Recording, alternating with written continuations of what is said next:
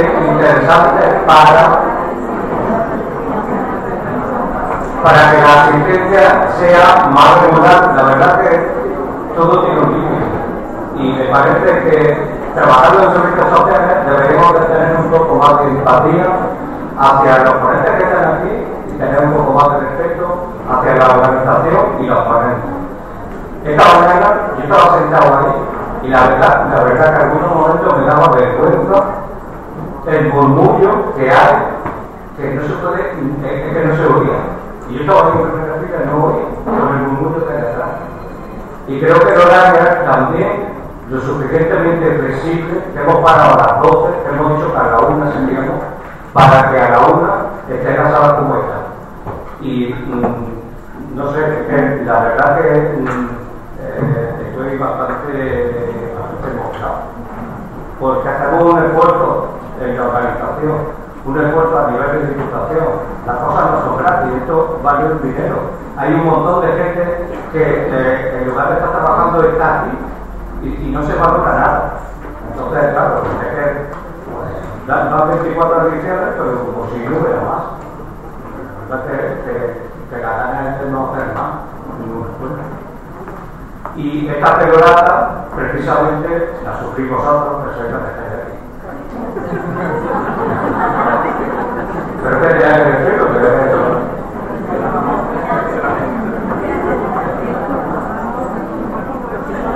Bueno, tenemos la suerte de tener esta mañana con nosotros a José Manuel. Como habéis visto, los contenidos de la escuela estamos en un momento donde se van a producir bastantes cambios en servicios sociales. Hemos visto la secretaria general y la doctora Ballesteros. Mañana vamos a tener cambios que están en el programa de la escuela. Mañana por la mañana tenemos una conferencia precisamente de la directora general de la Estrategia de Ética de Andalucía para hablar del Código Ético de Andalucía. Tenemos el viernes para los 3 jefes de servicio de la Junta Implicada en el Desarrollo de la Historia Social Única, para contarnos por dónde va a ir la Historia Social Única. En la Diputación de Granada vamos a hacer un convenio, estamos trabajando con la Consejería para el desarrollo de la Historia Social Única y que en la Diputación de Granada lo podamos pilotar, vamos a trabajar con ellos para pilotarlo en la Diputación de Granada junto con el Ayuntamiento de Jerez, seguramente, y algún ayuntamiento más. Estamos desarrollando en la Consejería el plan estratégico de servicios sociales. En la Diputación también estamos trabajando con el plan estratégico, estamos con el plan de calidad. Se va a estudiar, como ha dicho la secretaria general, el Centro de Financiación de Servicios Sociales ligado al mapa, ratio de profesionales. Sí, creo que estamos en un momento importante con los servicios sociales. José Manuel ha estado trabajando con su consultoría en el desarrollo del plan estratégico y en la análisis de las necesidades del plan. Y es una persona muy conocedora de los servicios sociales y de una parte de los servicios sociales que los que trabajamos ya desde hace mucho tiempo en este campo echamos de falta, de la visión estratégica de los servicios sociales. Desde 1981 se pone en marcha el concepto de que la verdad que una visión estratégica a largo plazo y donde se defina el objeto de los servicios sociales lo echamos de falta. Y esta conferencia creo que es de las más interesantes de la escuela por la visión estratégica que tiene José Manuel Fresno de los servicios sociales. José Manuel es sociólogo, máster en Administración de Empresas, es fundador de Fresno, de una consultoría que ofrece servicios estratégicos, sobre todo a organismos públicos, aunque también a entidades privadas. Tiene más de 25 años de funcionamiento en distintas organizaciones. Ha desarrollado labores de director, de consejero y facilitador de proyectos. Antes de fundar su empresa, fue director ejecutivo de organizaciones importantes del tercer sector. Por ejemplo, fue director ejecutivo de la Fundación Luis Vive y de la Fundación de Seguridad Hospital. Ha trabajado también en varias agencias de la ONU, en el Banco Mundial, y participó en proyectos de preadhesión a la Comunidad Europea de algunos países, como Eslovaquia, Hungría, Rumanía o República Checa. Ha sido miembro de la Comisión Europea contra el Racismo y la Intolerancia, experto español en la red socioeconómica europea en el ámbito de la igualdad y la no discriminación, y presidente del Consejo para la Promoción de la Igualdad de Trato y no discriminación de las personas por origen étnico o racial. Ahora mismo trabaja con distintas instituciones y organizaciones no gubernamentales, entre otras con la Comisión Europea, con el Consejo de Europa, con la Comunidad de Madrid, con el Ayuntamiento de Málaga, el Ministerio de Sanidad, Consumo y Bienestar Social, Cáritas Europa, Cruz Roja Española, Fundación 11, Fundación Secretaría Hospital, asesorando sobre todo en retos estratégicos de la asociación. Además es autor de numerosas investigaciones, publicaciones y artículos académicos. Hay una página de la consultoría que os interesa,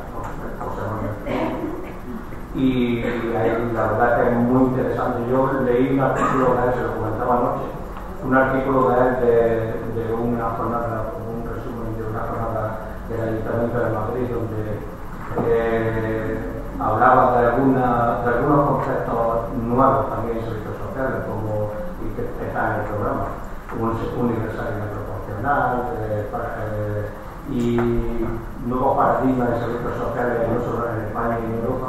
Y creo que la aportación que nos puede hacer la visión estratégica que nos va a enriquecer. Muchas gracias por estar con nosotros.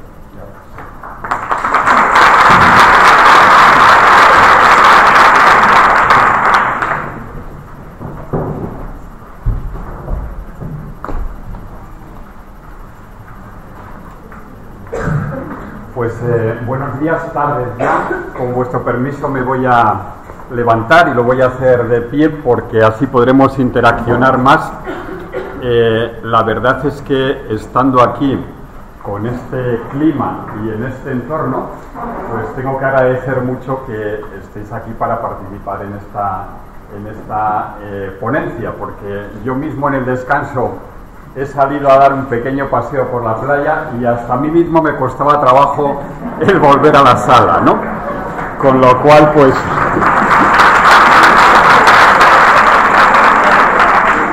pero tenemos la ventaja de que podemos estar en un entorno privilegiado y podemos trabajar. Yo ayer llegué a las 6 de la tarde y cuando llegué tenía una teleconferencia con gente de la Comisión Europea y alguna persona estaba en Bruselas y luego había 2 personas que estaban en Eslovaquia, y como tenía la habitación enfrente de la playa, cuando nos conectamos y tal, les dije, bueno, estoy aquí en el sur de Andalucía y tal, os voy a mostrar mis vistas. Y entonces torcí la pantalla del ordenador, vi la playa y dije, oh, qué envidia, these Spanish people, how lucky you are, ¿no?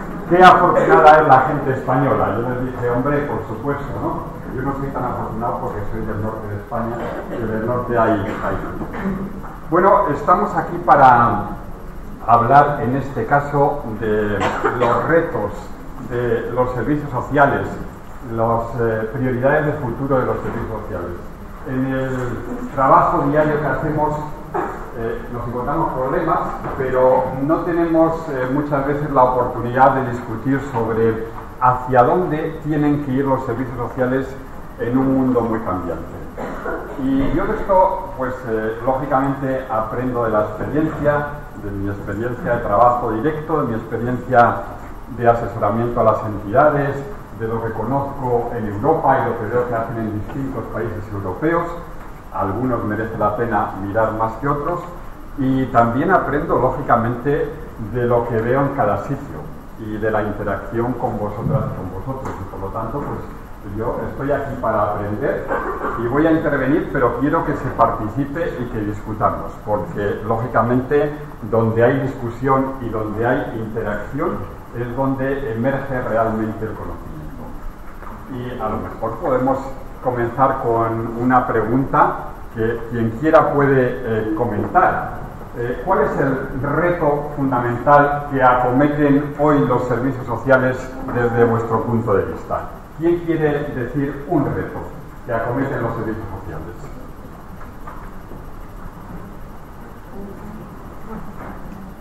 ¿Nadie queréis decir un reto? Vale, yo voy a pedir a alguien que diga un reto, por ejemplo, por este lado. ¿Quieres presentarte y decirnos un reto que en tu opinión tienen los servicios sociales? Pues mi nombre es Rebeca, soy trabajadora social y como reto pues muchísimo, y la verdad y en principio pues diría que de manera general pues la atención al usuario con la máxima calidad posible. ¿Vale? O sea, eso se traduce en que tenemos que adaptarnos a las necesidades del usuario y atenderle a las personas usuarias y atenderles como se corresponde, ¿no? ¿Quién quiere comentar otro reto de los servicios sociales? Organizativo, estratégico, de funcionamiento. Por ejemplo, vosotras. Preséntate. Hola, soy educadora de servicios sociales de Puerto Batero y Escuela, y ahora mismo, bueno, a ver cómo nos organizamos a las compañeras que tienen trabajando en esta formación, no sabemos cómo vamos a hacer. ¿Vale? O sea, una adecuada organización de los servicios en términos de funciones, lo que hace cada entidad, lo que hace cada persona, etcétera. Yo he hecho unas buenas amigas aquí de un sitio que me he enterado que es uno de los pueblos con mejores vistas y que yo no he visitado, con lo que me gusta visitar los sitios. Entonces les voy a pedir a ellas que nos digan un reto, además de que nos digan el pueblo.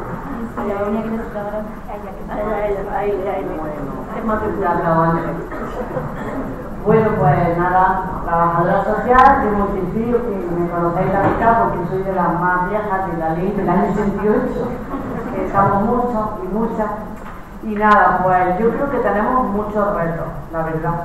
Pero hay uno que es muy importante, que es que la atención a las personas tiene que ser una prioridad. No puede estar la gente dando bandazos por los sistemas, tiene que ser una atención personalizada, rápida y eficaz. Porque una persona que tiene un problema social, que puede tener también otros problemas, ¿no? Tiene que atenderse de forma integral y no puede estar dando bandazos por nuestros servicios. Y entonces, pues fuera listas de espera, las citas tienen que ser rápidas, tiene que haber una coordinación entre servicios, no pueden contar estas personas la historia suya por distintos sitios. Es verdad que la Ley de Protección de Datos dice que ciertas cosas no, pero hay cosas básicas que las tenemos que saber, sobre todo por hacer una intervención integral de esa persona y que nos lleve a cumplir los objetivos lo más rápidamente posible. Y luego, los recursos que necesitemos para eso también tienen que no ser eficaces. Y sobre todo, no podemos que los procedimientos técnicos administrativos se chupen las intervenciones. No puede ser. Y que se chupen la salida a la calle. Y vaya, y podría decir muchas más cosas, pero yo creo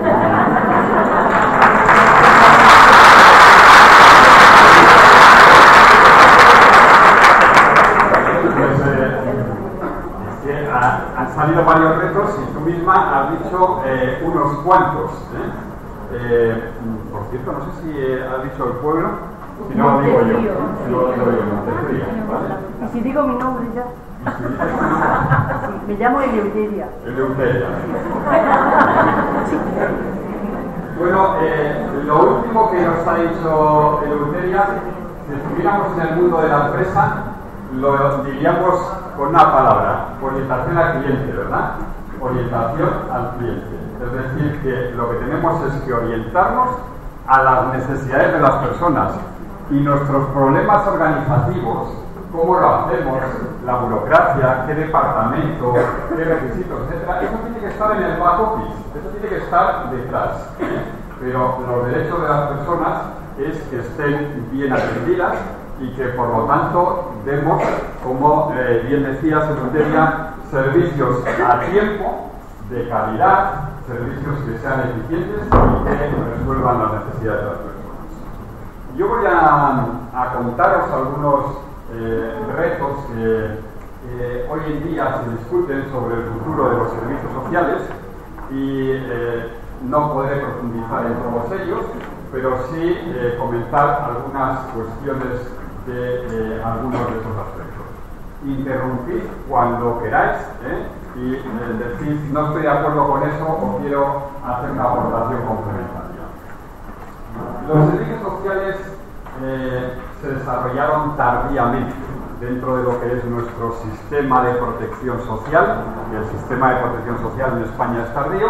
Los servicios sociales, dentro de los pilares de la protección social, pues se han desarrollado tarde. Y esto es un problema y esto es un lastre que tenemos, ¿no? Y ahora estamos en un contexto totalmente distinto del que estábamos hace unos años. No es que la poscrisis nos vuelva a las situaciones de la precrisis, sino que la sociedad que nos espera en el futuro es totalmente distinta. Y cuando estamos en los servicios sociales, no pensamos suficientemente que nuestra sociedad está cambiando radicalmente. Yo daré algunas cifras para poner ejemplos sobre cómo esto está cambiando y cómo tenemos que pensar los servicios sociales para la sociedad del futuro, no para la sociedad de los años 80 del siglo pasado, que es cuando fueron creados y promovidos, ¿no? Y luego tenemos un problema con el objeto y la finalidad de los servicios sociales. ¿A qué nos dedicamos? Cuando tenemos una empresa o un negocio, pues cualquiera nos preguntaría, oiga, ¿cuál es su core business? ¿Usted a qué se dedica? ¿Cuál es su función fundamental? Y entonces, pues a mí si me dicen, ¿cuál es su core business? Pues mi core business es la consultoría en políticas sociales. A eso me dedico, a eso concentro mi actividad y a eso se dedica todo mi equipo. Y los servicios sociales, pues nos dedicamos a muchas cosas. Y tenemos que limitar el objeto, porque el que mucho abarca, pues poco aprieta, y tenemos que centrarnos más en aquello que consideramos que es esencial, ¿no? Y luego, no solamente se trata de a qué nos dedicamos, sino cómo lo hacemos, con qué enfoques lo hacemos, con qué estrategias trabajamos. Y los enfoques y las estrategias también están cambiando en toda Europa y los tenemos que cambiar y los tenemos que modernizar.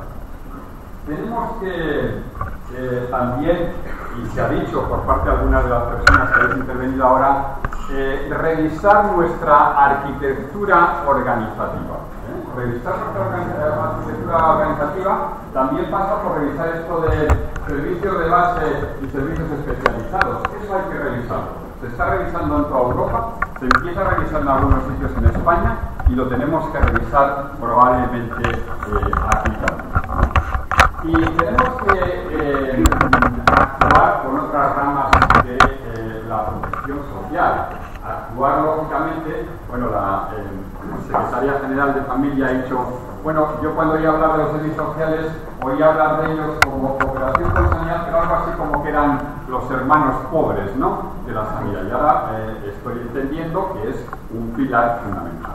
Tenemos que interactuar con otros ámbitos de la protección social progresivamente, porque no tenemos todavía ni las condiciones de hacerlas para ello, pero progresivamente de tú a tú. Y tenemos que interactuar con las entidades privadas bien, porque la provisión del bienestar, la garantía del derecho de las personas es una responsabilidad pública, pero la provisión del bienestar, en la provisión del bienestar intervienen múltiples actores, públicos y privados, y por eso tenemos que gestionar bien las relaciones con los actores privados.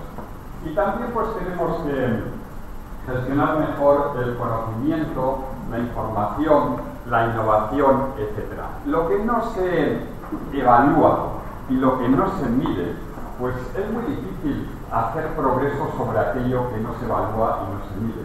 Y en los servicios sociales se invierte poco en esto, en evaluación sistemática y en medición sistemática de los resultados que nos permita aprender y que nos permita avanzar. tenemos un desarrollo tardío de los servicios sociales, pero este desarrollo tardío además obedece a una percepción distorsionada de los propios servicios. Yo me acuerdo, tuve la oportunidad en una ocasión, porque una hija de uno de los padres de la Constitución, de Gabriel Cisneros, que ya falleció, pues era trabajadora mía en la Fundación Luis Vives, trabajaba conmigo, y en una ocasión, en una cena con dos padres de la Constitución, con Gregorio Pérez Barba y con Gabriel Cisneros, pues les pregunté directamente, oye, ¿y esto de los servicios sociales en la Constitución española, por qué quedó así? ¿Por qué esto quedó de esta manera tan frágil, tan ambigua, tan poco definida, etcétera, etcétera? Y sinceramente me respondieron, porque no teníamos ni idea de esto, porque nosotros pensábamos que esto era la atención a los pobres, y como pensábamos que era la atención a los pobres, pues lo dejamos ahí ambiguamente y diciendo, bueno, pues de esto ya se ocuparán los municipios, ¿no? Y empezamos ya entonces con un problema de fondo en España, es que en la propia Constitución española no está claramente definido el ámbito de los derechos sociales. Pero afortunadamente se ha ido avanzando mucho y hemos pasado de aquellas leyes de primera generación y de segunda generación allá a partir del 2006 las leyes que se fundamentan en derechos subjetivos, ¿no? Como la que tenemos en Andalucía actualmente, es decir, leyes que garantizan los derechos de las personas. Pero claro, todos y todas sabemos que lo que yo establezco y garantizo por ley lo puedo limitar por un decreto, o lo puedo limitar, como habéis dicho algunas de las personas aquí, por barreras administrativas en el acceso a ese derecho.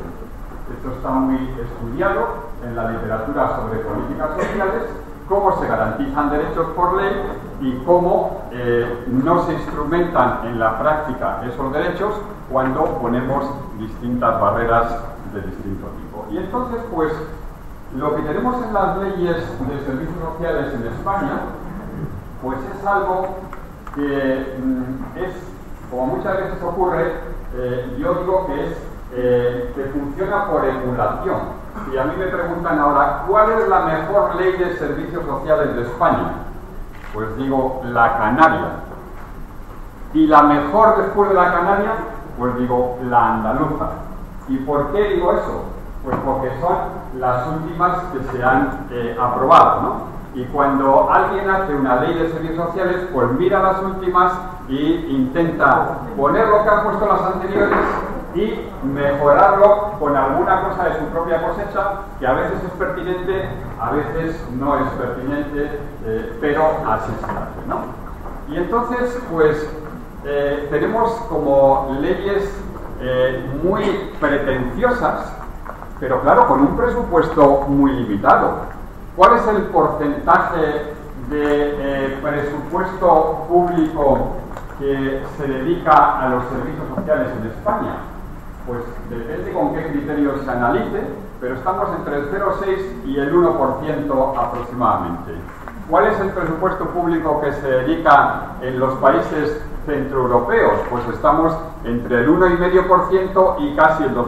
Y si nos vamos a algunos países como Francia, pues estamos por encima del 2%. No voy a decir nada de los países del norte de Europa. Claro, decimos que queremos un pilar de la protección social, que son los servicios sociales, que cada vez tienen más tajo, porque cada vez hay más necesidades. Pensemos en las personas mayores, la dependencia, la exclusión, etcétera, etcétera, pero el presupuesto es muy limitado. El presupuesto el porcentaje del gasto público en educación está en torno al 5%, en sanidad está por encima del 8% y en otros ámbitos de la protección social pues supera los 2%, ¿no? Y por lo tanto, pues tenemos aquí una incongruencia que exige que tengamos que reclamar más presupuesto público para los servicios sociales. Hay un análisis que ha salido recientemente a nivel europeo, que es muy robusto porque se hace con métodos contrafactuales. El título en inglés es The End of Cheap todo. El final del discurso barato, ¿no? Esto de que se puede combatir la pobreza y la exclusión con poco dinero, y esto de que bueno, lo que hay que hacer es más eficiencia con los mismos recursos, tiene sentido, pero no es suficiente. Si queremos combatir y abordar las necesidades sociales, pues necesitamos presupuestos más robustos. Esto es así, sí o sí. Los cambios que acomete nuestra sociedad. ¿Qué problemas tenemos actualmente en nuestra sociedad? Que son problemas globales y que son problemas que afectan también a los servicios sociales. Bueno, pues cuando hablamos en nuestra sociedad de los problemas de contexto, decimos envejecimiento de la población, migración, sí o sí, necesitamos mucha migración y especialmente en España necesitamos migración, en toda Europa. Tenemos los problemas del cambio de las formas familiares, se ha hecho referencia esta mañana. Tenemos el problema de las desigualdades, tenemos el problema relacionados con la exclusión y tenemos un problema que lo podríamos simbolizar en una manzana mordida por un lado, ¿no? La manzana mordida por un lado. Había aquí un ordenador antes con una manzana mordida por un lado. Las tecnologías, Apple, etcétera, etcétera. El problema de las tecnologías. Y todo esto afecta de modo radical a los servicios sociales. Fijaros en esta gráfica que tenemos en la pantalla, que es sobre el envejecimiento en Andalucía. En el año 1975, por cada personas, por cada el porcentaje entre personas menores de 16 años y personas mayores de 64 años, en Andalucía era el 31% y en España era el 38%. La sociedad andaluza es un poco más joven que la sociedad española. En el año 2017 veis que esto se ha triplicado y que ahora lo que tenemos en Andalucía es casi el mismo número de personas mayores de 65 que menores de 16 años, y en España ya tenemos más personas mayores de 16 años que menores de 65 años. 120, bastante. Por lo tanto, tenemos aquí un problema de envejecimiento que nos va a afectar de modo muy determinante. Por cada 4 años que pasan, aumenta un año la esperanza de vida. El envejecimiento no está asociado a la dependencia, pero todos sabemos que cuanto más mayores se hacen las personas, las tasas de dependencia aumentan mucho más. Se ha hablado también de las formas familiares, de la configuración de los hogares. Y todos sabemos que la primera red de protección social es la estructura de convivencia, ¿vale? Esta es la primera red de protección social en nuestras sociedades. Y lo que tenemos ahí es una comparación que casi no se ve de los hogares unipersonales en Andalucía. Eso está en términos absolutos, como han subido de 2013 a 2017. De 665.000 a 743.000. Y los hogares monoparentales, en 2013 teníamos 300.000 y ahora tenemos, en 2017 teníamos 345.000. En 4 años tenemos unos incrementos de hogares unipersonales y hogares monoparentales del más del 10% en Andalucía. Fijaros que es una proyección demográfica de este tipo. No voy a hablaros de Castilla y León, que en Castilla y León, pues dentro de unos años el 30% de las personas vivirán solas. Y lo mismo tenemos con el problema, lógicamente, de las tasas de pobreza y exclusión social. El riesgo de pobreza y exclusión social, lo que se conoce técnicamente con la tasa AROPE, que mide la pobreza y exclusión social, como sabéis, a través de 3 indicadores, y que la situación, a pesar de que está bajando en España y en Andalucía, pues las tasas son muy altas para el conjunto de España y todavía más altas para Andalucía. Bueno, lo mismo podríamos hablar de otros elementos como la pobreza energética. Esta estadística yo no me fío mucho porque esto es un apunte sociológico. Cuando ves una gráfica como la verde en una estadística, hay que pensar en principio que puede ser errático y entonces hay que explicar las razones por la misma. Alguna razón hay para que haya ese valle en esa estadística que habría que encontrar, ¿no? Y bueno, lo mismo tenemos con las tasas de desempleo. El problema con el desempleo, que es un tema clave en el debate sobre los servicios sociales, no es el porcentaje de personas que están desempleadas solo. El problema es que en los próximos años, en torno a 15 años, 20 años máximo, se calcula que el 30% de las profesiones actuales van a desaparecer, simplemente van a desaparecer, y que esto va a impactar especialmente más a las profesiones menos cualificadas, y que por lo tanto esas personas tendrán que reciclarse o necesitarán de apoyos y de protección social. Y esto toca a la línea de flotación de algo que se está estudiando ahora por indicación de la Comisión Europea de España, que es cómo se debe de proteger a las personas, porque históricamente, preferentemente se protegía a las personas a través del empleo y a través de las prestaciones relacionadas con las cotizaciones hacia el empleo, etcétera, etcétera. Pero cuando miramos la realidad española hoy, eso que se distingue, que el Tribunal Constitucional distingue malamente entre seguridad social y asistencia social. Seguridad social es las prestaciones,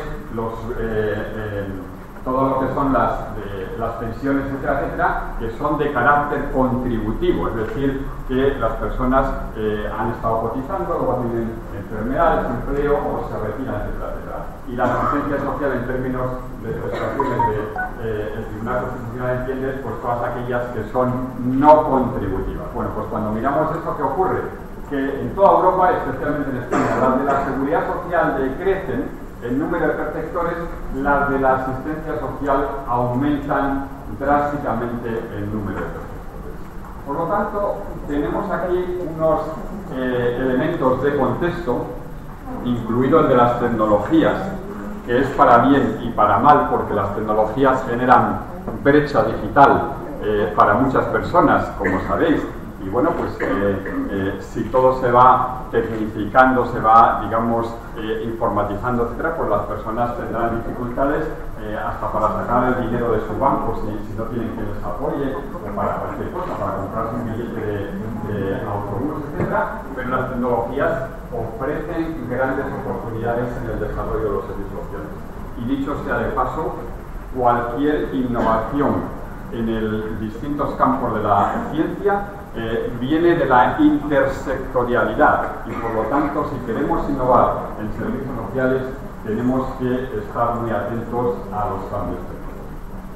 Todo ello para decir, en resumen, que tenemos un contexto muy nuevo, y que esto nos tiene que hacer pensar en cuál es el objeto de los servicios sociales. ¿A qué nos dedicamos? ¿Qué es lo específico nuestro? Y dije antes que en esto que es específico nuestro de los servicios sociales hay ahora mucho debate en Europa y hay mucho debate también en España. Especialmente en algunas comunidades autónomas hay bastante debate sobre cuál tiene que ser el objeto de los servicios sociales. Por ejemplo, ¿es objeto de los servicios sociales facilitar vivienda a la gente que no la tiene y que está excluida? Pues hay mucho cuestionamiento sobre esto. ¿Es objeto de los servicios sociales promover el empleo de quienes no tienen empleo y no están cualificados? Hay mucho cuestionamiento de esto. ¿Es objeto de los servicios sociales dar prestaciones económicas a quien tiene ingresos suficientes? ¿Es objeto de los servicios sociales gestionar la renta mínima o los ingresos mínimos? Si estuviéramos en Reino Unido dirían que no. En otros países europeos dirían que sí. Y si estuviéramos en el País Vasco dirían que no porque lo han transferido a ustedes. ¿Vale? ¿Es objeto de los servicios sociales dar los alimentos? Bueno, pues lo que es evidente, yo no digo que no sea objeto de los servicios sociales gestionar las rentas mínimas o los ingresos mínimos, no me entendáis mal. Lo que digo es que hay debate serio sobre este asunto. Y lo que digo es que es evidente que no podemos hacer todo esto, que no puede ser nuestro objeto el mejorar los niveles educativos de los que abandonan tempranamente la escuela o que tienen que continuar en la escuela y darles segundas oportunidades, el dar vivienda a quien no la tiene, el garantizar las rentas y los ingresos, porque si queremos hacer todo esto y lo queremos hacer con el 0,6% del presupuesto público, es que cualquiera que nos mire desde fuera dice, oiga, ustedes no saben muy bien dónde se han pinado, ¿no? Ustedes no tienen un autoconcepto correcto de sus posibilidades. ¿Y qué es lo que ocurre aquí?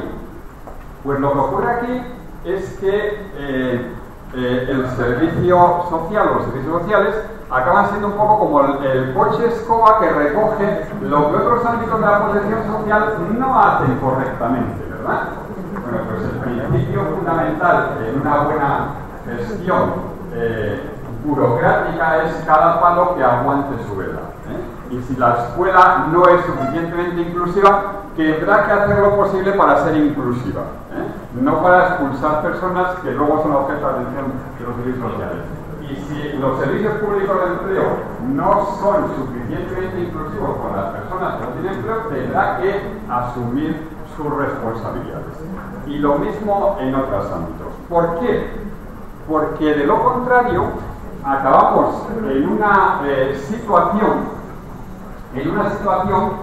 en la que acabamos gestionando cosas. Yo no sé si aquí habéis hecho el análisis de eso, pero yo lo he hecho en concreto en un municipio, con un municipio lo hemos hecho y con una comunidad autónoma.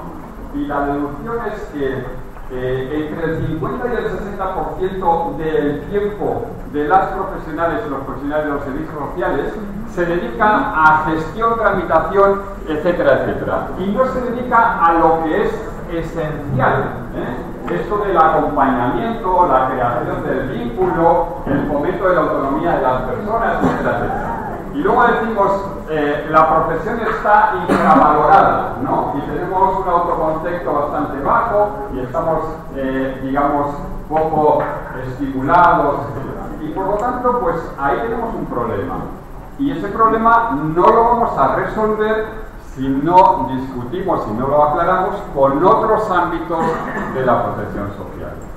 Yo entiendo que lo esencial, esto es mi opinión particular, después de haber pensado mucho y analizado mucho en Europa, entiendo que la esencia de los servicios sociales, la esencia, no digo que no deban hacer otras cosas, pero la esencia de los servicios sociales es autonomía, tiene que ver con dos palabras, autonomía y relación, ¿vale?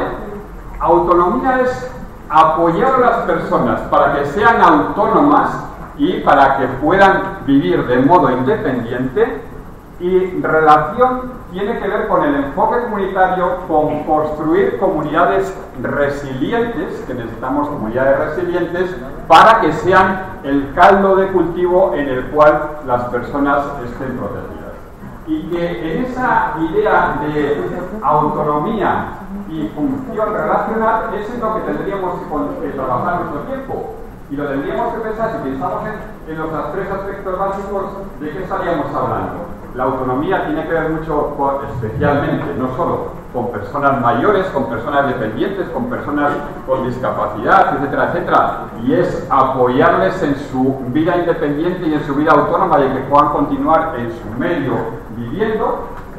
Todo el tema relacionado con autonomía tiene que ver también con los cuidados de los menores, que es un tema esencial en los servicios sociales, y tiene que ver también con los aspectos de la incorporación social o la lucha contra la exclusión o el trabajo con las personas que están en situación de exclusión.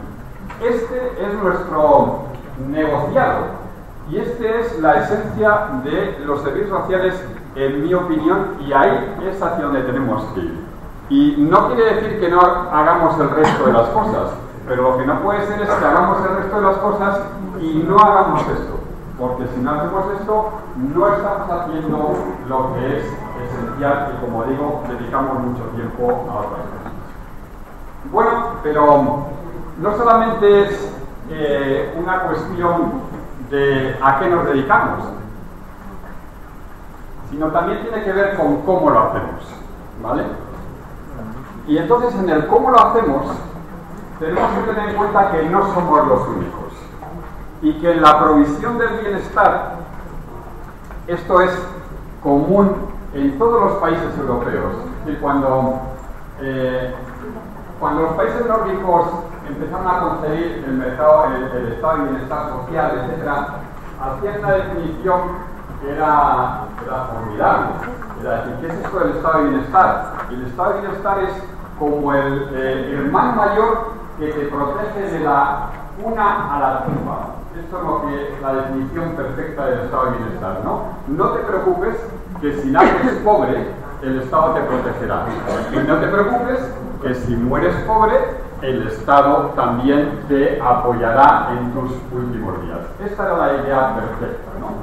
Pero esto que es algo singular y que es común en Europa, o sea, esto es esencial del modelo social europeo. Pensad que Europa representa en población el 7% de la población mundial, representa en Producto Bruto en economía menos del 25%, o sea, en torno al 22%, pero invierte el 50% de gasto público en protección social. Tenemos un modelo que ha combinado una economía del mercado con una protección de las personas. Pero esto está evolucionando hacia un concepto que es el welfare mix, que depende cómo se entienda, pues es más creíble o es menos conveniente, ¿no? Y el welfare mix básicamente consiste en decir, bueno, en la protección de las personas, que como he dicho anteriormente, tiene que estar garantizada, el garante de los derechos de las personas tiene que ser siempre el Estado. Cuando digo aquí Estado, digo siempre administraciones públicas a todos los niveles.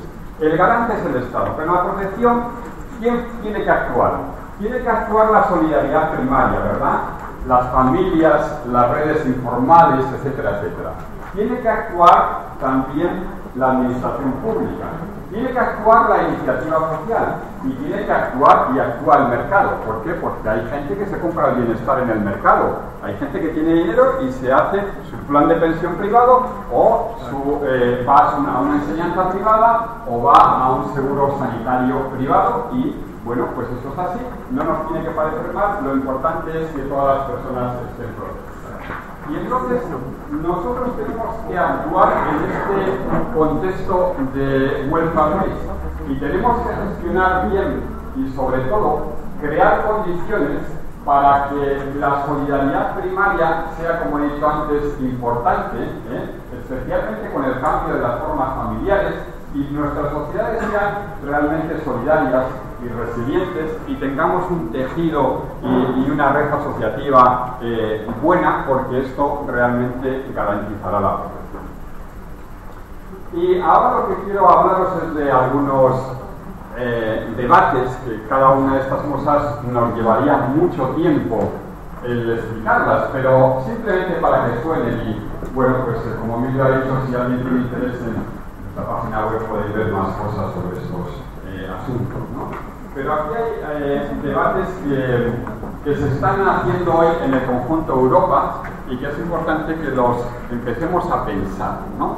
Por ejemplo, la cuestión de la promoción o la protección de las personas. ¿Estamos para promover a las personas o estamos para proteger a las personas? ¿Estamos para proteger o estamos para activar? Y muchas veces se dice este discurso de que la gente se instala en el sistema, se hace dependiente, se cronifican, esa palabra que utilizamos muchas veces, ¿no? ¿Somos preparadores o somos reparadores? Bueno, pues probablemente no es ni una cosa ni otra. Lo que tenemos que hacer es promover, pero con una protección robusta. Y no es, como hay algunos discursos, sobre todo de orientación muy liberal, que contraponen una cosa a otra. Dicen, no, es que para la promoción de las personas lo que hay que hacer es menos protección. Dicho de otra manera, no, lo que tenemos que hacer con las rentas mínimas y con el sistema de ingresos mínimos es ir poniendo barreras para que la gente no tenga ingresos. Verás como, con perdón, muere el trasero y empieza a buscarse la vida, ¿no? Entonces, no es una cosa ni otra. Es más, en el tema de las rentas mínimas se ha demostrado que la correcta combinación entre promoción y protección es lo que menos cuenta. Derechos universales, condicionados a obligaciones o no condicionados a obligaciones. Bueno, pues esto es también un debate importante. Acaba de salir una tesis doctoral recientemente y esa tesis doctoral hace una definición muy interesante de derecho en el ámbito social y dice que todo derecho tiene una condicionalidad y una obligación. Pero lo importante es qué grado de condicionalidades ponemos para el acceso a los derechos. Porque si ponemos muchas condicionalidades, como he explicado antes, habrá una barrera a los derechos. Y si no ponemos ninguna condicionalidad, dejaremos de creer en los derechos. ¿Por qué? Porque cuando el estado de bienestar, que fundamentalmente lo pagan las clases medias, si es un estado de bienestar que no pone obligaciones a las personas, pues quienes cotizan dejan de creer en el propio sistema de bienestar. Y ahí estamos con la cuestión del universalismo proporcional. El universalismo proporcional es: ¿los servicios sociales son para los pobres o son universales? ¿Vale?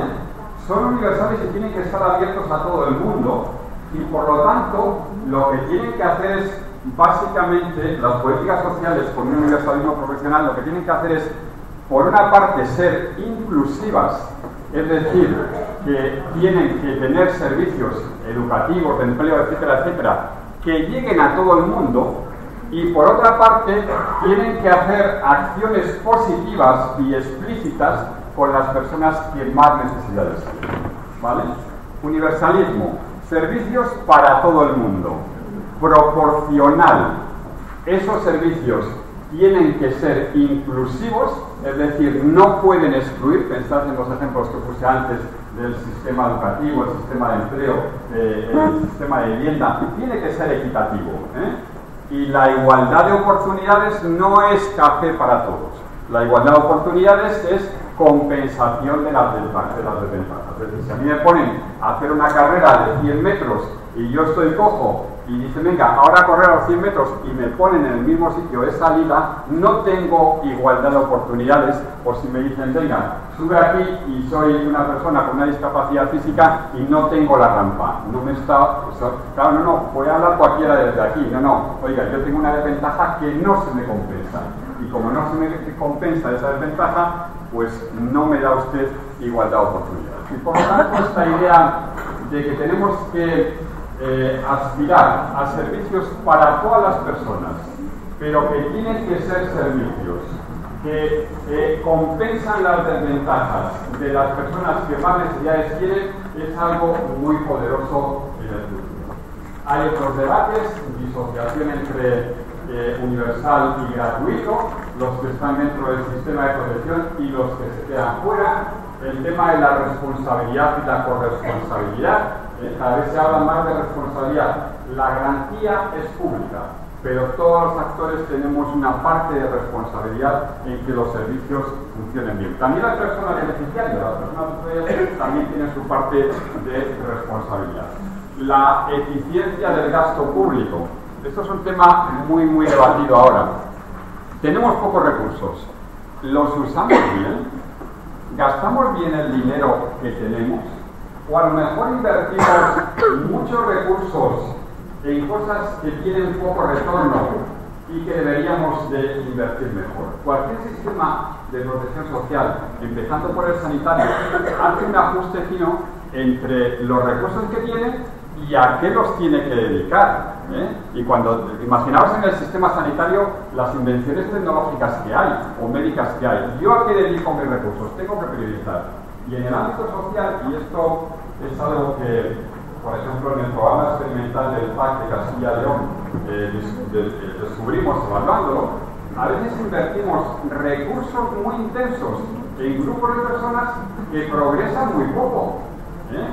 Y luego no invertimos recursos en personas que podrían progresar más. Por ejemplo, empiezas a trabajar con un grupo de personas de rentas mínimas y dices, paso de atenderles 2 cuartos de hora al año a atenderles 15 horas en 6 meses. Vale, voy a hacer una atención intensa.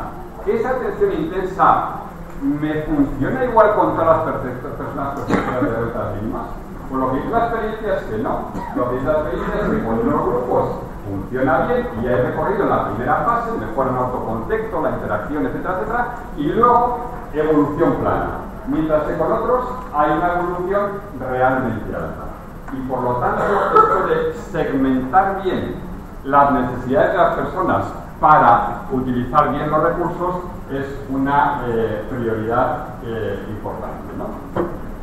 Bueno, y todo esto nos lleva a que en los enfoques de los servicios sociales pues se debaten nuevas tendencias que habría que ir profundizando y sobre todo habría que ir ensayando. Por ejemplo, el tema este tan debatido sobre la inclusión activa o la activación inclusiva, ¿no? La inclusión activa es la inclusión por el empleo, y es pensar que la vía preferente y fundamental de las personas para estar incluidas en la sociedad sería el empleo.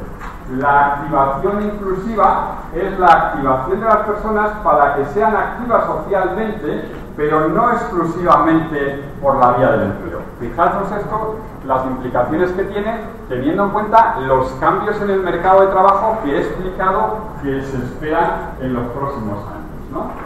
Inversión social. La inversión social pues es otra cuestión importante, es decir, en el gasto público hay determinadas actividades que tienen retorno en el medio plazo. Por ejemplo, todas las intervenciones tempranas y preventivas, lo que se llama en inglés las early interventions, son intervenciones que tienen mucho más retorno en el medio plazo. Y por lo tanto, pues tenemos que pensar también de lo que hacemos, qué es aquello que tiene un retorno, que muchas veces no vemos hasta que no pasa una generación, pero que tenemos que tenerlo en cuenta, ¿no? La atención centrada en la persona y los movimientos de vida independientes, pues claro, esto es fundamental. El principio de la institucionalización es un principio fundamental de la Convención de Naciones Unidas con las personas con discapacidad, pero ahora la desinstitucionalización está generalizándose y tenemos que intentar que las personas vivan en los entornos en los que se han criado y se han desarrollado su vida y que vivan todo el tiempo posible. Y por lo tanto, la desinstitucionalización es una cuestión fundamental también en los servicios sociales. Lo mismo que desarrollar iniciativas de innovación social. Esto de la innovación social tiene su aquel, ¿vale?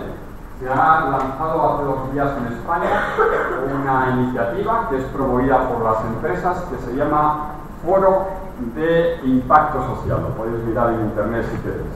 Y entonces, el Foro de Impacto Social básicamente lo que viene a decir es lo siguiente. Bueno, no se puede gravar más impuestos sociales. Y como no se puede gravar más impuestos, lo que tenemos que hacer es invertir en lo social, pero con retorno. Por lo tanto, invertir en aquello que tenga un retorno económico. Y aquello que no tiene retorno económico, pues será algo en lo que no tenemos que invertir preferentemente. Pensar en lo que os dije antes, por contraposición a este enfoque, de un estudio que ha salido que era esto de dejemos de hablar sobre el discurso barato en la corrección de la exclusión, porque no hay discurso barato en la corrección de la exclusión, ¿no? La innovación tecnológica es otra cuestión fundamental. Tenemos que modernizar todos nuestros procesos operativos. La coproducción de servicios es algo que se está desarrollando mucho, especialmente en el mundo anglosajón. La coproducción de servicios tiene que ver fundamentalmente con el impulso para que la propia comunidad desarrolle servicios y emerja la participación desde la propia comunidad. La atención integrada, el discurso también del enfoque comunitario, del que se ha hablado esta mañana, y luego algo que es fundamental, que es que la mejor política social no solamente se hace con recursos y servicios, sino que se hace con una buena fiscalidad, es decir, con gravámenes fiscales o con deducciones y exenciones fiscales. De hecho, este es un principio fundamental del estado de bienestar, ¿no? El que más tiene, más aporta, y el que menos tiene, más recibe. La arquitectura territorial. Pues esto de la arquitectura territorial es algo que también se está poniendo en cuestión, ¿no?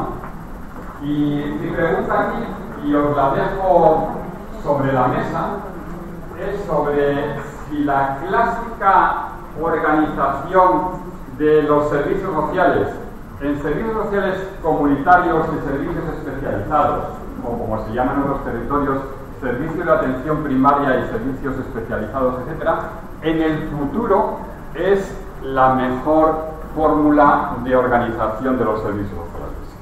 Yo, por lo que veo en algunos sitios, pues esto no es por donde va a ir el futuro.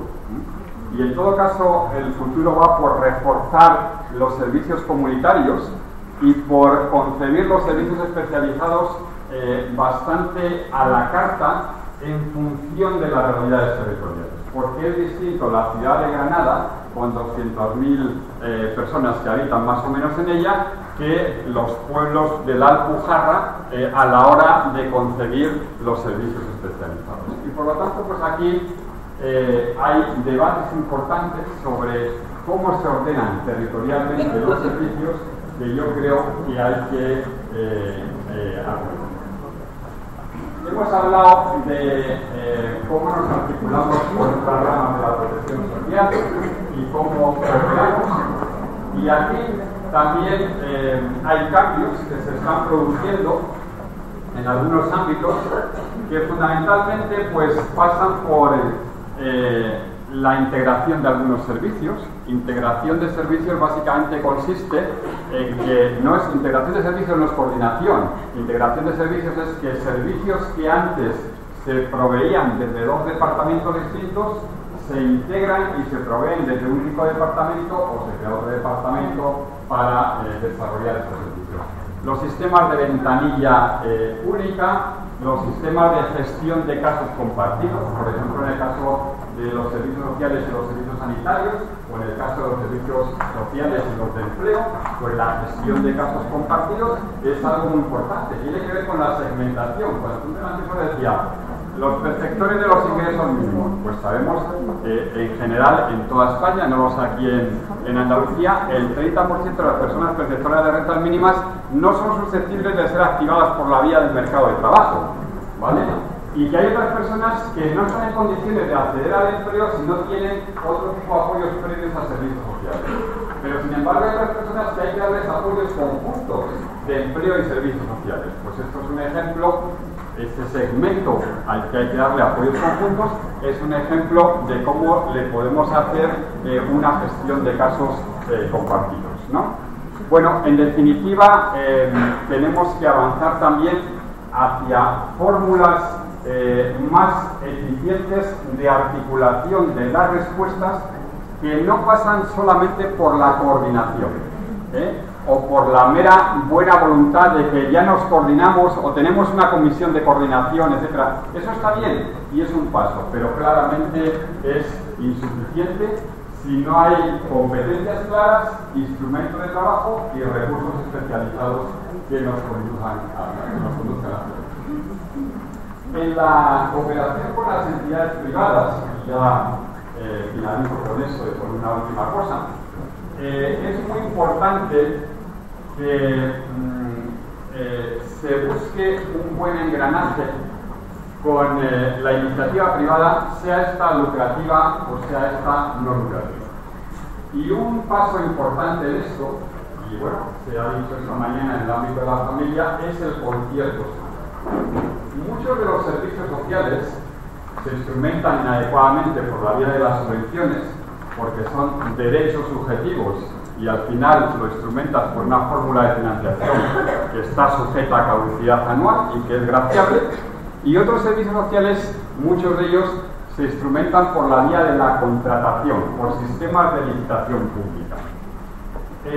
Y la licitación pública es una fórmula, pero la Directiva Europea de 2014, que lo ha recogido también la Ley de Contratos del Sector Público de 2017, dice que existen servicios dirigidos a las personas, como son los servicios sociales, que es posible o que pueden ser instrumentados por otras vías que no es la de la licitación, porque otras vías pueden ser más apropiadas.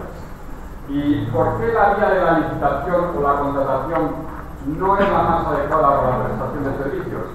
Porque la contratación pública es una fórmula de compra de servicios.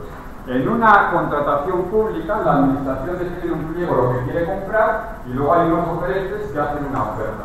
Y entonces la administración compra servicios. Mientras que el sistema de concierto, las fórmulas de concierto que se están desarrollando ya en 10 comunidades en España, pues no son fórmulas de compra de servicios, sino que son fórmulas de acreditación de servicios. Y por lo tanto, lo que se hace es algo que a mí me gusta mucho cuando se lo oigo en Alemania y en Austria, es que para unos servicios sociales fuertes es importante tener un Estado fuerte y una sociedad civil fuerte. Es decir, una administración pública robusta y una sociedad civil y una iniciativa privada que también sea robusta y genere tejido y capacidades de provisión de servicios.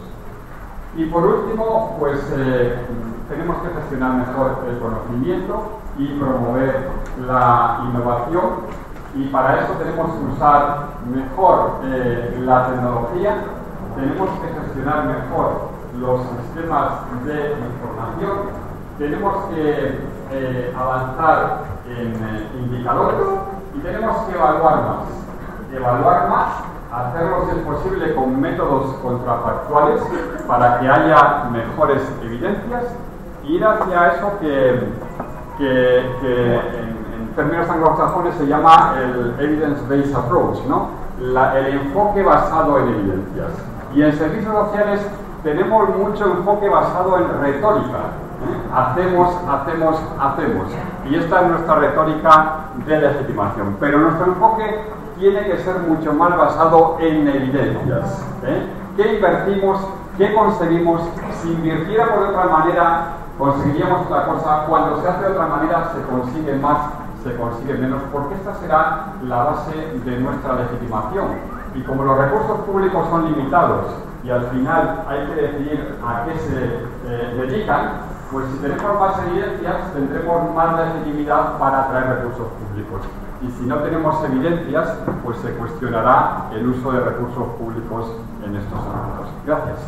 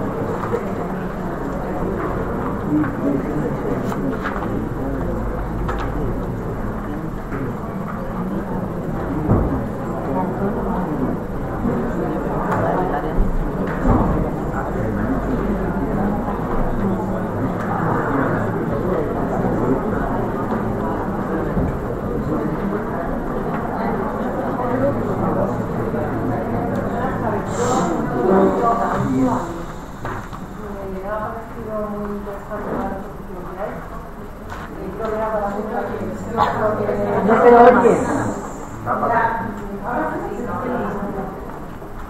me parece que era para nuestra reflexión, una reflexión muy sucinta de un ejercicio de investigación de un más profundo, muy interesante, pero yo hay un par de cosas que me gustaría que explicara más posible. Cuando habla del foro de impacto social, donde plantea, bueno, si se logra bajar el impuestos e invertir en lo social que tenga retorno económico, esto también tiene mucha enjundia, ¿no? Porque en el campo de lo social, que es el campo de lo humano, hay muchas veces, desde mi punto de vista, que las inversiones que hacemos, el trabajo que hacemos, es paliativo. Es decir, hay sectores sociales o momentos, ¿no?, de la vida de las personas, en los pisos vitales o en los pisos de las comunidades, donde la intervención es positiva y eso no tiene un retorno, digamos, económico. Trasciende lo rentable, lo económico y nos vamos en otro plano. Y cuando habla de organización de servicios con las comunidades, la comunidad es un término muy amplio, pero no es igual, como usted decía, la organización de una comunidad en una ciudad grande, en una urbe grande, como puede ser Madrid, Barcelona, como en un municipio rural o como espacios micro dentro de las propias grandes urbes. ¿Podríamos profundizar cómo se ha llegado a este tipo de planteamiento?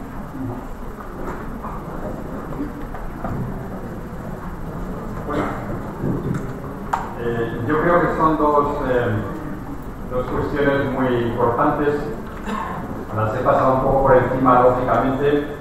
El Foro de Impacto Social que se ha puesto en marcha, que es una iniciativa que es auspiciada por Naciones Unidas, pero para que tengamos el background, viene mucho el gobierno inglés, que empezó ya con Tony Blair con la tercera vía y luego siguió con David Cameron con la Big Society, ¿no?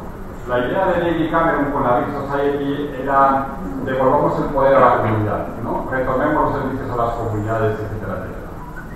Entonces, en esencia, quienes promueven esta iniciativa del Foro Social, del Foro de Impacto Social, que son empresas, pues lo que piensan es, hay capital, hay dinero que puede ser invertido en las necesidades sociales, pero como siempre, cuando hay capital y cuando hay dinero, si se invierte el capital y el dinero, tiene que tener un retorno, ¿no? Y el retorno que tiene que tener, ¿cuál es? Recupero lo que invierto, recupero el diferencial de inflación, se pasa el tiempo, recupero el coste de los intereses y además obtengo algunos beneficios, ¿no?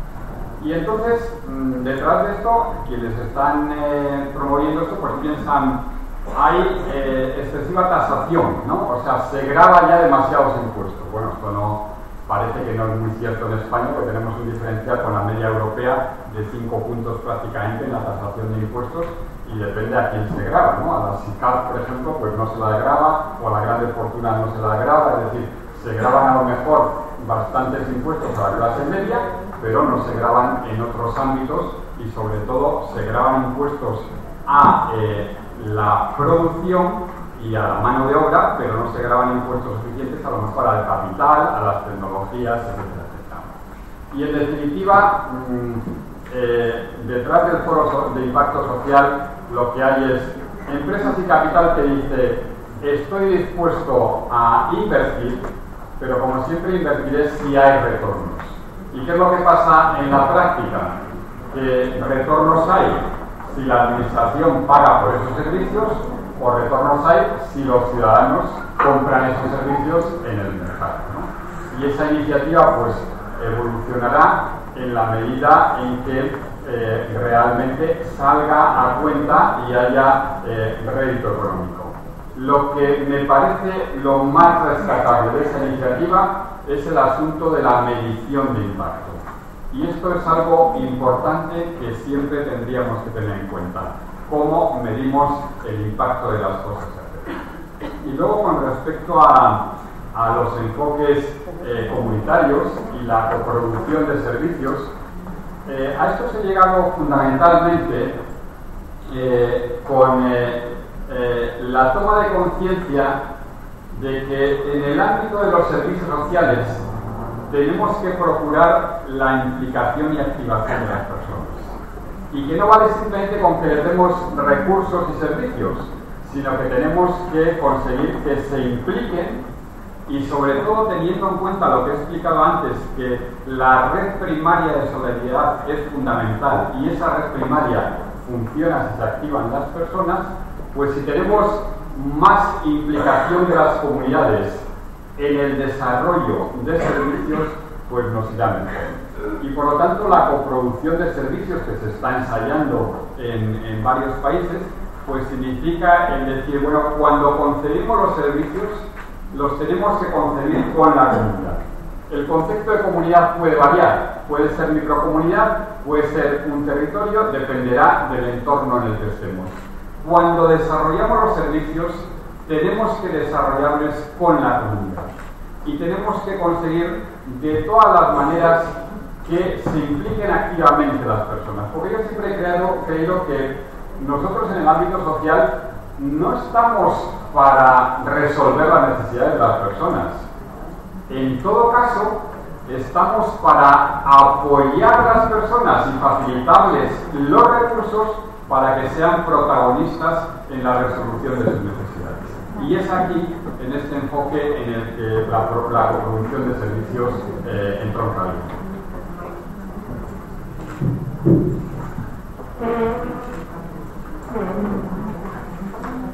A mí hay una cosa, bueno, si hay alguna pregunta más, si no ya creo que hemos terminado.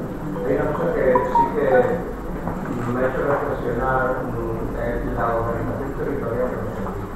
Pues siempre los servicios sociales nos hemos convertido en los últimos años, sobre todo a partir de la crisis, en los últimos 18 años, en el cajón desastre de todo. No funciona el servicio de empleo, servicios sociales. No funciona salud mental, servicios sociales. No funciona la vivienda, servicios sociales. Al final, la organización territorial de los servicios, porque servicios sociales estamos en todos los municipios, mientras que otros servicios, más especializados, no es. Entonces, creo que ese es un campo de integración de servicios y territorialización de servicios, más que esa división de especializados. Creo que esa es una lista de trabajo importante que seguramente tendremos que avanzar por ahí, porque claro, nosotros estamos en el territorio y otros servicios.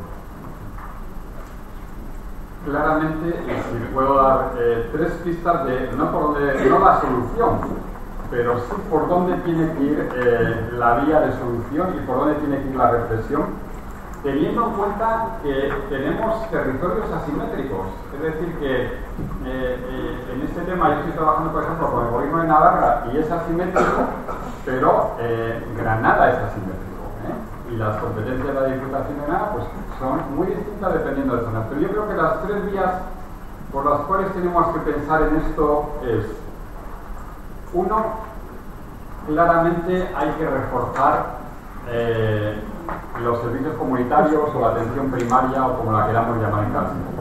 Una vía de pensamiento es esta.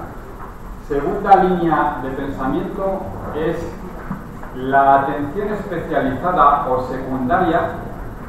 Hay que montarla bastante a la carta en función de las realidades. Es decir, que probablemente no hay que montarla con los mismos parámetros para realidades que son heterogéneas o asimétricas desde el punto de vista de las necesidades y los territorios. Y tercera vía de pensamiento es que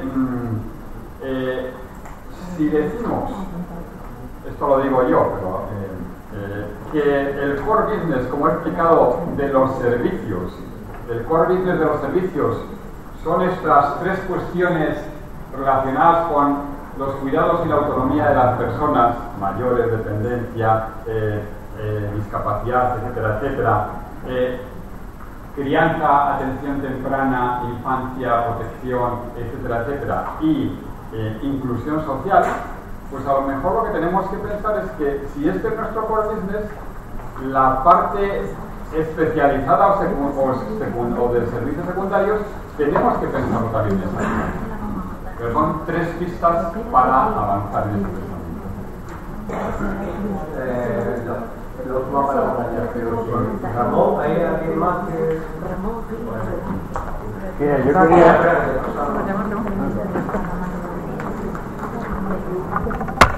yo quería hacer una pregunta. Si al final no vamos a tener en el Estado español 2 grandes modelos de servicios sociales. Y voy por lo siguiente. Ha hablado usted de muchos temas muy interesantes. Yo he tomado nota y hay determinadas cosas. El tema de la autonomía, el tema de centrado en la persona, que vendría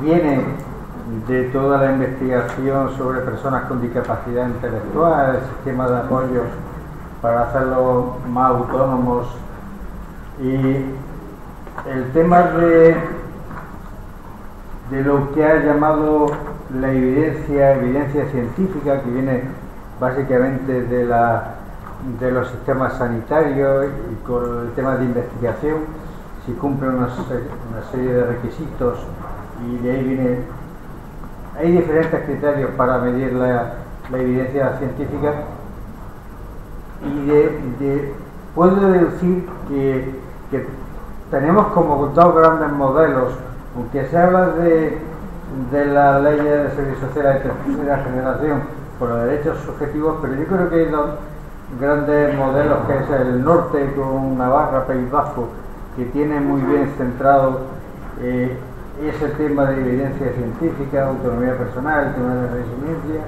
y el resto del país, que van en otra cosa. Es decir, desde el País Vasco, que integró hace ya muchísimo tiempo el tema de la renta mínima de inserción en empleo, es decir, si al final no nos vamos a encontrar con 2 grandes modelos en el país, el de unos y el de los otros, que también es verdad que los otros tienen mayor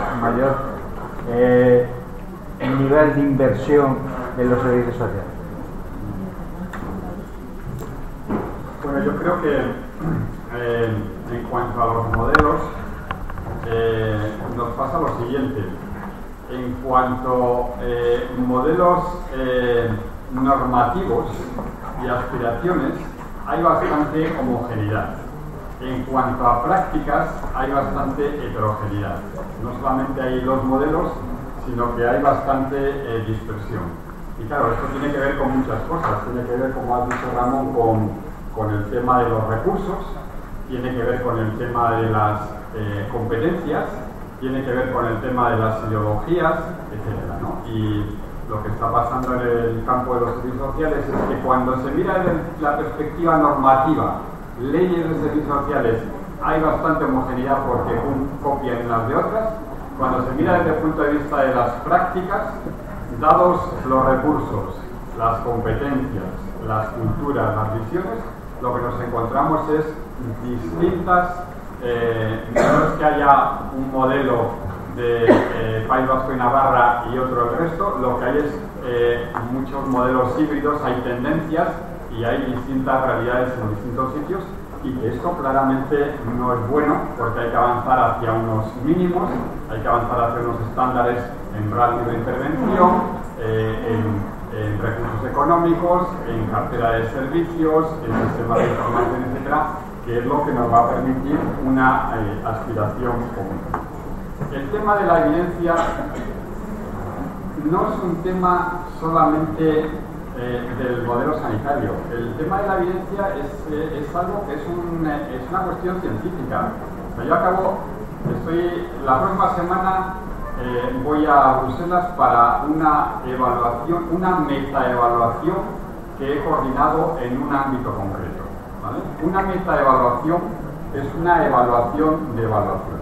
Entonces, en un tema concreto, a mí lo que se me ha encargado es, con un equipo de 5 expertos de distintos países, hacer una metaevaluación que es, mire usted, a estas 123 evaluaciones de proyectos, programas e intervenciones sobre este tema, analicen ustedes con unos estándares los resultados de esas evaluaciones y díganos ustedes lo que se aprende de esas evaluaciones.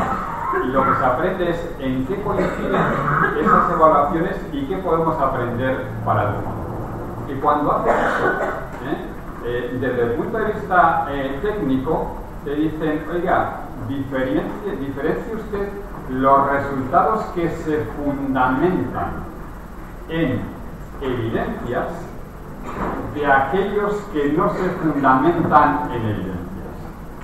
Y el enfoque basado en evidencias requiere métodos de evaluación bastante robustos, no se hace con un contrato menor, por supuesto, y requiere grupos control y grupos experimentales, y requiere métodos de evaluación contrafactuales. Y en el conjunto de evaluaciones que hemos hecho, de las 123, se han seleccionado 7 que se ha dicho, estas son realmente robustas.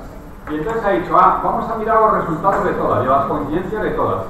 Pero lo que digan estas 7 como coincida, entonces esto será muy importante para las políticas de la Unión Europea.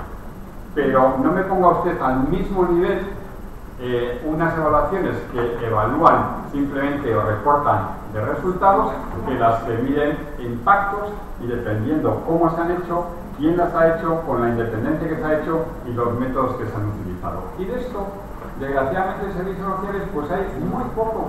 Y mientras no avancemos en esto, no conseguiremos el estatus que necesitamos para realmente tener el prestigio de este sector de la protección social y tener el prestigio profesional que se ha de tener y el respeto profesional que se ha de tener. Las políticas, esto lo digo dicho sea de paso, desgraciadamente las decisiones políticas en muchos casos, en la mayoría de ellos, no se fundamentan en evidencia, se fundamentan en otras cosas, ¿no? Pero evidentemente nuestra responsabilidad como profesionales es tener enfoques basados en evidencias e intentar que esas evidencias sean fundamentos para las políticas, porque esto es lo que nos permitirá cambiar los patrones de pensamiento y de intervención. Muchas gracias.